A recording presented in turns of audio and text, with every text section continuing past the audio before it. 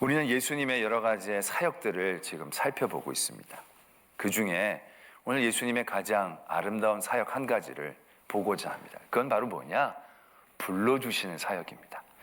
예수님께서 이 땅에 오셔서 우리에게 해주셨던 아름다운 사역, 우리의 이름을 불러주시는 사역이지요. 오랫동안 병으로 고생했던 한 여인이 있었습니다. 이 여인이 예수님에 대한 소식을 듣죠. 그리고 이 여인의 마음에 그런 생각이 듭니다. 아, 저분은 내가 가서 옷깃만 만져도 내가 병에서 나올 수 있을 것 같아. 뭐 내게 안수를 하거나 내게 아는 척 안 해주셔도 옷깃만 만져도 난 나을 것 같아. 그런 마음의 감동이 이제 생긴 거죠.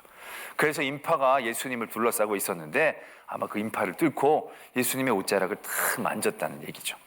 그 만지는 순간 이 여인은 느꼈어요.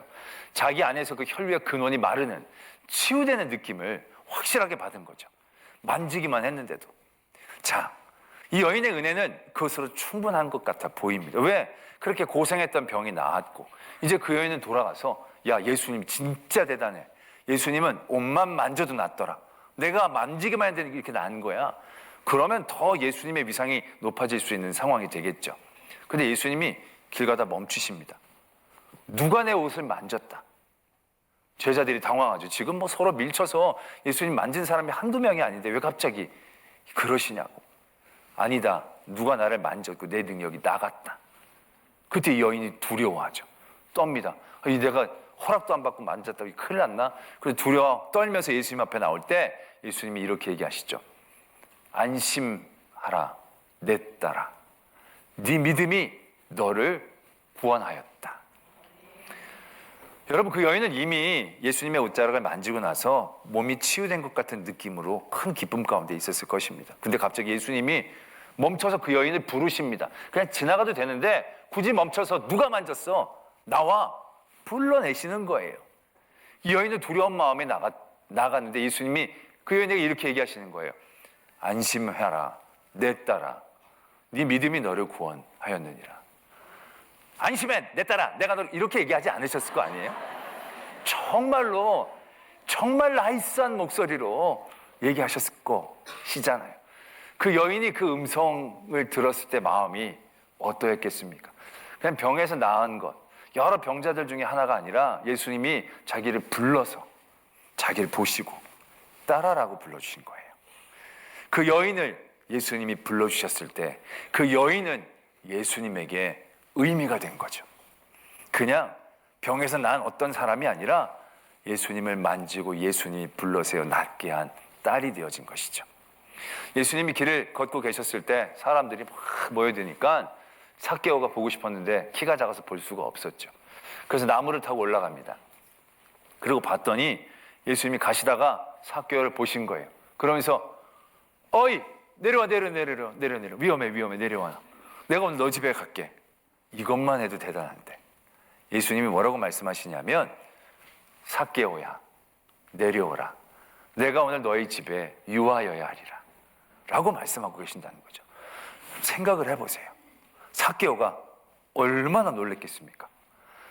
그 전에 만났는지 안 만났는지 모르겠지만 아니 만났으면 아는 사이라면 아마 삭개오가 예수님 저 여기 이랬을 거예요. 근데 그게 아니라 삭개오는 보고 싶어서 올라갔던 거예요. 그런데 그 예수님이 삭개오의 이름을 불러주시는 거예요. 이름을. 아마 오만 가지 생각이 다 들어갈 것입니다. 나를 어떻게 알지? 저도 대학교 다닐 때 저는 스텔스처럼 살았습니다. 저를 아는 교수님이 없다고 생각했어요. 근데 어떤 교수님이 가다가 필산군 그러는 거예요. 깜짝 놀란 거예요. 내가 그거 하면 공부를 열심히 했겠어요? 안 했겠어요? 내 이름을 어떻게 하는지 알 수가 없는 건데 내 이름을 불러주시는데 너무너무 그게 기분이 좋은 거 있죠. 그래서 예수님이 지금 삭개오를 이름으로 부르신 거예요. 그냥 구원해 주시고 만나 주시고 이 정도가 아니라 알고 있었고 찾아온 것이고 불러 세워주셨다라는 거예요. 이게 예수님이 이 땅에 오셔서 우리에게 해주시는 아름다운 사역이에요. 부르심. 우리를 부르신다는 것은 그러한 의미를 가지고 있다는 거예요. 우리는 예수님의 부르심을 잘 이해하기 위해서 그 전제적인 조건을 잘 알아야 합니다. 예수님의 부르심은 그냥 부르신 게 아니라 어떤 조건이 있었다라는 얘기예요. 제가 신대원에 처음 입학했었을 때 처음에 이제 신대원생들이 쭉 모여 있으니까 다들 이제 자기 소개를 하자고 얘기를 하더라고요. 그러면서 우리가 이제 앞으로도 같이 목회를 해나가야 될 건데 소개를 하면서 우리 알아가자고. 그 자기 소개를 하라고 그랬더니 다들 어떻게 신대원에 왔는지 그 얘기를 이제 꼭 하게 되더라고요. 어떻게 소명을 받았는지, 부르심을 받았는지 그 사건에 대한 얘기들을 이제 하나둘씩 하시는 거예요. 저는 큰 은혜를 받았어요. 진짜 사도행전이에요, 사도행전. 다 다메섹 도산에서 예수님 만나셨어요. 진짜 놀라운 드라마고 기적이고 뭐 진짜 보통 회사 한두 개씩 다 말아먹고 들어오신 분들도 있고 너무너무 대단한 거예요. 그래서 와, 진짜 하나님 대단하시다. 그리고 그분도 대단해 보이는 거 있잖아요. 사도 바울처럼 부름 받아서 저 사람 진짜로 쓰임 받겠다. 막 이런 어떠한 부러움들도 있는 거죠. 근데 은혜를 받다가 조금 있다가 제가 눌리기 시작했어요. 왜냐하면 난 뭐라고 얘기를 해야 되나? 전에도 내가 몇 번 말씀을 드린 적 있었잖아요. 뭐라고 나도 얘기를 해야 될 것 같은데 나는 너무 드라마가 아니에요. 그냥 태어나면서부터 목사가 되겠다고 한 다음부터 한 번도 뭐 고민이나 유혹해 본 적 없이 그걸 쭉 준비해가지고 순탄하게 그냥 딱 신대원에 들어간 거거든요. 그렇게 한번 얘기를 해봤더니 너무 폼이 안 나는 거 있죠. 부르신 게 아니라 네가 알아서 들어온 것 같은 느낌인 거예요. MSG를 좀 칠까? 그래서 각색을 좀 해볼까 했는데 어디 칠 데가 없는 거예요. 너무 말끔해가지고. 그래서 계속 눌려있는 가운데 연세 드신 분들이 그런 얘기를 하면 이해가 돼. 뭐 우여곡절이 많았겠거니. 그런데 저랑 연배가 비슷한 사람들이 올라왔는데 나랑 비슷하겠거니 생각했는데 아니에요. 그 사람들도 나름대로 드라마가 다 있어요. 그러다 보니까 더 눌리기 시작한 거 있죠. 그럼 제가 하나님 앞에 원망 아닌 원망의 기도가 나오기 시작한 거예요. 하나님, 저도 폼나게 좀 들어왔으면 좋았을 텐데 너무 순탄하게 온 게 감사하긴 한데 이게 그러니까 뭔가 좀 부족한 것 같아요. 이렇게 이 다메섹 도상에서 확 진짜 불이 확 내려 눈이 뭐 어떻게 해가지고 뭐 꼭꼭 그게 당했을 땐 진짜 힘들고 어려울 건데 그거 빨리 제가 사춘기 때 한번 돌아왔으면 좋았을 텐데 전 사춘기도 거의 없이 지나갔거든요. 진짜 착했거든요. 그게 이거 나를 왜 이렇게 착하게 낳으셨어요? 뭐 이런 식으로 나오는 거예요. 그래가지고 계속 눌려 있었죠. 근데 다행스럽게 나와서 얘기하신 분들이 짧게 얘기를 안 하더라고요. 길게 얘기를 하다 보니까 한 학기가 끝나도 반도 안 된 거예요. 2학기가 시작됐더니 이미 다 아는 처제 또 얘기하기도 겸연쩍어서 그게 없어졌어요. 참 다행인데 제가 그렇게 하나님 앞에 기도하는 가운데 받은 위로가 있어요. 어떤 위로냐면 하나님이 이렇게 저한테 말씀해 주시는 것 같더라고요. 네가 어딜 간 적이 있어야 내가 따로 부르지 라고 하는 위로였습니다. 하나님이 인간을 최초로 부르신 사건이 창세기 3장 9절에 나타납니다. 하나님이 인간을 부르신 최초의 사건. 창세기 3장 9절에 이렇게 적혀져 있습니다. 여호와 하나님이 아담을 부르시며 그에게 이르시되 네가 어디 있느냐. 이 부르심의 사건 전에 아주 큰 사건이 있었죠. 아담이 선악과를 따먹은 사건입니다. 그 다음에 그들이 그날 바람이 불 때에 동산에 거니시는 여호와 하나님의 소리를 듣고 아담과 그의 아내가 여호와 하나님의 낯을 피하여 동산 나무 사이에 숨었다. 그래서 하나님이 부르신 거예요. 하나님이 우리를 부르셨다. 우리가 하나님의 옆에 있으면 부를 필요가 없죠. 그전에는 하나님이 아담을 부를 필요가 없었어요. 왜? 하나님이 동산을 거니실 때 늘 놀았거든요. 그 늘 앞에 있었거든요. 그 옆에 있는데 뭐하러 불러요? 그냥 얘기하면 되고 함께 하면 되는 거죠. 그런데 이 아담이 죄를 짓고 하나님을 두려워하기 시작한 거예요. 그래서 하나님의 낯을 피하여 숨어버린 거예요. 숨었기 때문에 아무리 기다려도 나올 수 있는 상황이 아니에요. 그 아담을 끄집어낼 수 있는 길은 아담에게는 이미 없어요. 그 아담을 그래서 하나님이 부르시는 거예요. 아담아, 네가 어디 있느냐. 이게 부르심의 전제적인 조건이었다라는 거예요. 우리는 하나님의 부르심, 그럼 굉장히 거룩한 것에 연결이 먼저 되죠. 그러니까 부르심, 그럼 아까 신학교 가시는 분들처럼 소명을 받고 하나님이 보내실 분들을 하나님이 부르시는 것처럼 생각을 하게 됩니다. 그래서 부르심은 하나님이 쓰실 사람, 뭐 특별한 사람, 대단한 사람, 뭐 그런 사람들을 특별히 택하시고 부르셔서 이제 그 사람들을 쓰시려고 하나님은 부르신다 이렇게 생각을 하게 돼요. 그래서 우리는 그 하나님의 부르심 그러면 아주 대단한 거라고 생각해요. 그러나 부르심의 시작은 보내심이 아니었다는 거예요. 부르심의 시작은 불러내심인 거예요. 불러내지 않으면 나올 수 없는 길에 우리가 빠졌거든요. 그 어둠에 갇혀서 나올 길과 나올 능력을 우리가 상실했거든요. 나올 면목이 우리한테는 없거든요. 내가 뭘 얼마나 잘해도 하나님 앞에 나갈 면목이 이제 쓰지 않는 자리에 떨어져 버리는 거예요. 그런 우리들을 하나님은 부르시는 거예요. 서기관이라는 사람은 굉장히 높은 사람이라고 얘기할 수 있어요. 존경받는 사람이라고 얘기할 수 있어요. 예수님에게 어떤 서기관 한 사람이 제자처럼 따라다닌다? 예수님에게 굉장히 유리한 상황이 될 수 있어요. 그 서기관이 고맙게도 예수님을 어디 가든지 따라가겠다라고 얘기하는 거예요. 예수님은 오케이, 좋아 라고 얘기해야 하는 상황이에요. 그런데 예수님이 그 서기관에게 뭐라고 얘기하시느냐면 여우도 굴이 있고 새도 자기의 몸둘 곳이 있는데 인자는 머리 둘 곳이 없다. 이게 무슨 의미일까요? 서기관이 따라오겠다라고 얘기했더니 너가 지금 따라오려는 그것과는 좀 다를 거야. 넌 나를 따라오기 어려울 거야 라고 얘기하시는 거예요. 예수님을 따라다녔던 많은 사람들, 종료주일, 예수님이 예루살렘에 입성했을 때 많은 사람들이 자발적으로 자기의 겉옷을 벗어 길에 피고 종려나무 가지를 흔들면서 예수님을 찬양해서 자발적으로 야 이분은 왕이야, 다윗의 자손이야, 스스로 예수님을 따라가는 거예요. 그러나 자기 스스로 예수님께 나갔던 그 모든 사람들은요 십자가의 사건을 넘어서지를 못해요. 그 십자가 사건까지 뚫고 자기의 의지대로 예수님을 따라간 사람은 아무도 없어요. 십자가 사건에 예수님의 곁에 남아있는 사람은 아무도 없었어요. 그럼 누가 그 곁에 있을 수 있었느냐? 예수님이 찾아간 사람들, 예수님이 불러내신 사람들, 그 사람들만이 거기에 견뎌낼 수 있었다라는 사실들을 우리는 분명히 기억해야 한다는 것입니다. 때문에 우리는 우리들의 부르심에 대해서요 굉장히 깊게 인정해야 되는 거예요. 여러분들 가운데 지금 이 자리에 앉아있는 분들 가운데 자기 의지, 자기 생각대로 나왔다고 생각하는 분들이 계실 거예요. 내가 믿음이 좋아서 의로워서 당연히 가는 거라고 생각했기 때문에 여러분 그거 큰 오산입니다.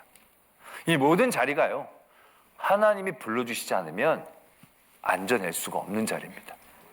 하나님의 초청장 없이는요 우리는 우리의 죄를 뚫고 이 세상의 어둠을 뚫고 하나님을 향한 믿음과 예배의 자리에 설 수 없다는 것을 우리는 분명히 아셔야 한다는 것입니다. 우리가 끌려 나오신 분들도 계실 거예요. 나 오늘 완전히 남편한테 아내한테 끌려 나왔어. 여러분 끌려 나온 것도요 그냥 옆에 있는 사람이 힘이 세서 끌려 나온 게 아니에요. 여러분들이 뭐 끌고 나온다고 다 끌려 나오시겠습니까? 여러분들 마음 가운데 하나님께서 만져주신 거예요. 그래, 넌 와도 돼. 네가 끌려와도 돼. 그런 하나님의 초청장과 부르심이 없으면 절대로 하나님 앞에 나갈 수가 없어요. 하나님 앞에 설 수 없다는 거예요. 그래서 하나님의 부르심, 예수 그리스도의 부르심은 어떤 특별한 사람들에게만 이루어지는 게 아니에요. 모든 사람들에게 꼭 이루어져야 해요. 하나님의 아름다운 사역이시고 우리가 받아야 될 꼭 필요한 은혜임을 우리는 깨달아야 한다는 것이죠. 오늘 우리는 마태를 부르신 사건을 보게 됩니다. 마태는 예수님의 제자였어요. 마태복음을 적은 사람이에요. 대단한 사람이죠. 그래서 마태는 부르심을 받을 충분한 이유가 있다? 우리는 그렇게 생각할 겁니다. 근데 이 마태를 부르시는 사건에서 예수님은요 이 마태를 부르신 이유를 적어주고 계세요. 보면 마태가 예수님을 찾아온 게 아니에요. 마태는 세관에 앉아 있어요. 세관에 앉아 있다는 것은 여전히 죄의 자리에 죄의 행위를 행하고 있다는 것을 의미하는 거예요. 그가 조금 마음의 변화를 받고 예수님을 찾아오거나 그게 아니라 여전히 죄에서 헤매어 나오지를 못하는 거예요. 마태도 분명히 그 마음 가운데 굉장한 갈등과 번민들이 있었을 거예요. 왜냐하면 이 세리라는 자리 자체가 아시는 분은 잘 아시겠지만 그 당시 제일 인간의 밑바닥인 거예요. 왜? 동족에게서도 배신자 취급을 받고 지배자에게서도 하수인 취급을 받아서 어디 소속될 수가 없어요. 가족 중에 세리가 있으면 그 공동체는 그 가문 자체를 다 파버렸어요. 그러니 세리가 된다는 것은요, 돈 하나 보고 할 수 있는 거예요. 돈 하나에 매이지 않고서는 모든 인간성을 다 내려놓고 돈 하나만 보고 살려고 작정하지 않으면 견디기 쉽지 않은 자리라는 얘기죠. 그런 마태는 그 안에서 괴로워하고 있었을 거예요. 그러나 그 죄의 자리를 벗어나지를 못해요. 거기서 나갈 수가 없어요. 죄가 어둠이 그렇잖아요. 그런 마태를 예수님이 불러주시는 거예요. 나를 따르라고 건져주시는 거예요. 그 부르심에 마태가 드디어 그것을 끊고 나올 수가 있었다는 얘기죠. 그리고 마태는 이제 그 모든 것들을 청산하고 예수 그리스도를 따르기 위해 그 전에 알았던 모든 사람들과 이제 환송회를 하는 겁니다.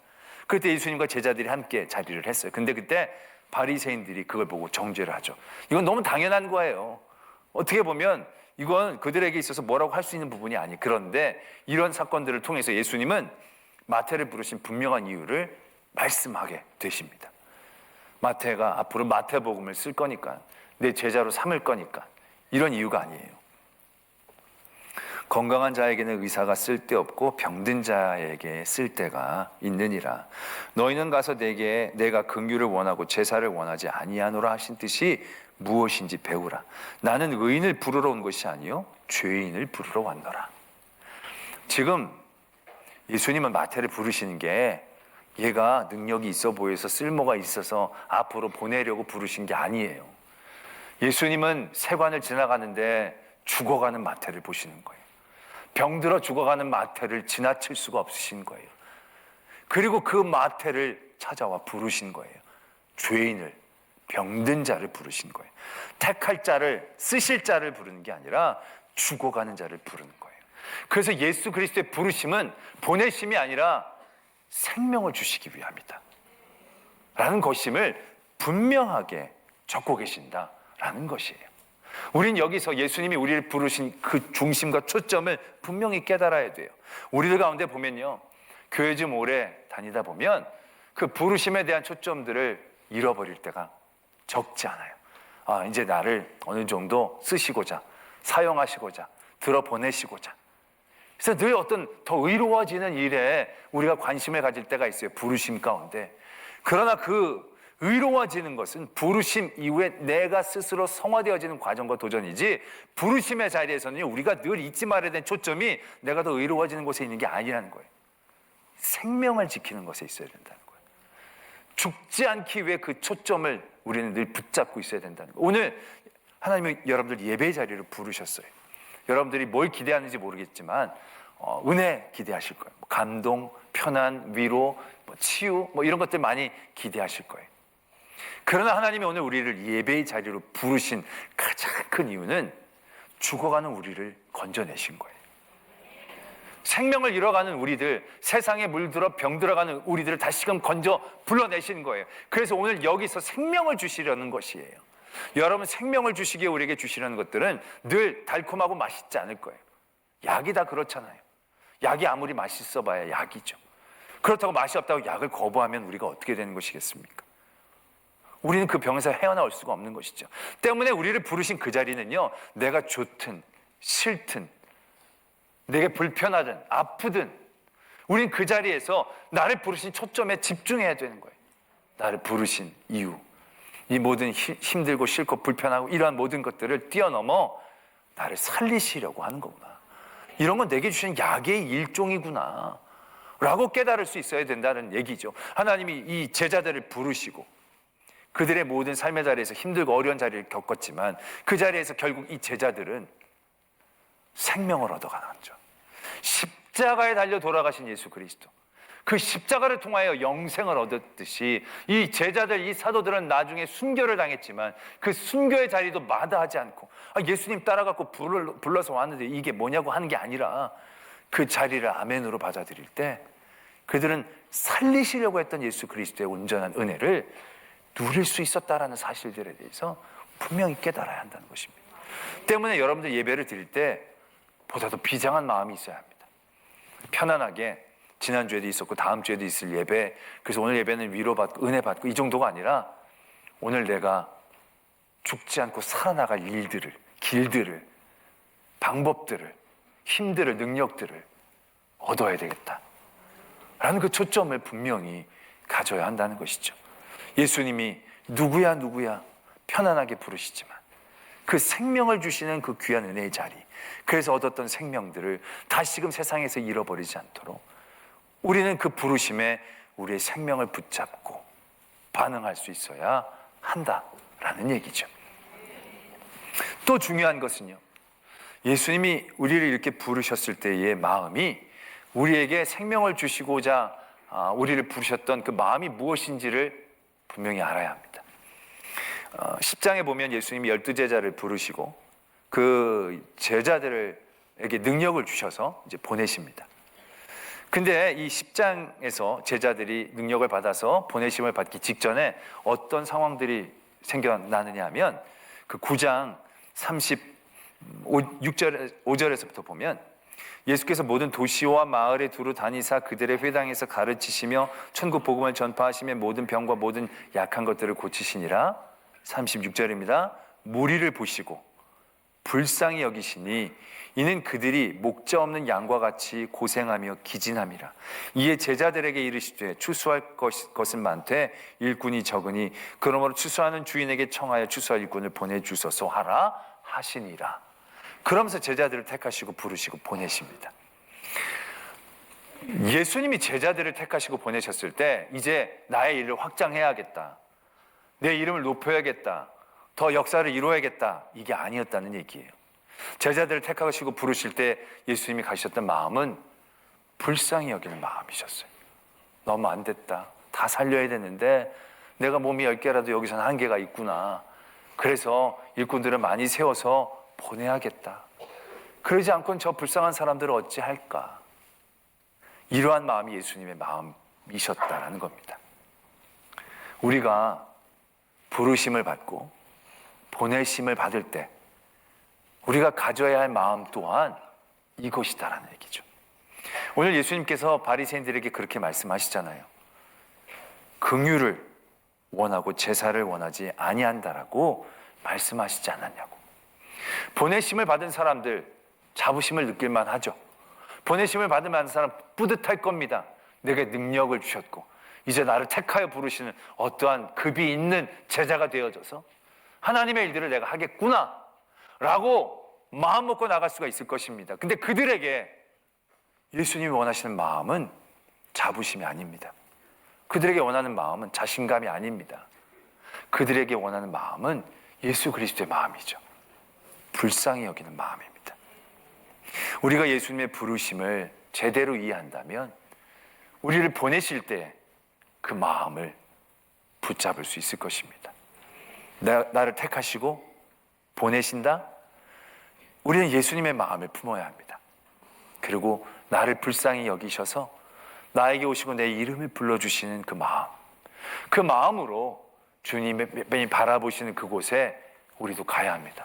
내가 먼저 믿었고 내가 의롭고 난 능력도 있고 이게 아니라 예수님이 불쌍히 여기시는 그 마음으로, 그들을 불쌍히 여기는 마음으로, 그래서 나도 예수님의 눈이 되고 손이 되고 발걸음이 되어져서 그들에게 불러주는, 그들을 붙잡아주는 그러한 보내심을 받는 성도가 되기를 원하고 계신다라는 것입니다. 오늘 하나님이 부르셔서 여기 오셨습니다. 여러분들이 잘해서가 아니라 여러분들이 불쌍해서 불러주신 겁니다. 그 불쌍히 여김을 감사히 여겨야 합니다. 그리고 그 불쌍히 여김을 받음으로 우리도 그 마음, 그 긍휼의 마음을 가져야 합니다. 그리고 하나님께 보내심을 받은 그들에게 나아가기를 소망합니다. 그 긍휼하심을 통하여 하나님의 은혜와 역사, 부르심의 사랑의 놀라운 일들이 일어나게 될 것입니다. 기도하겠습니다.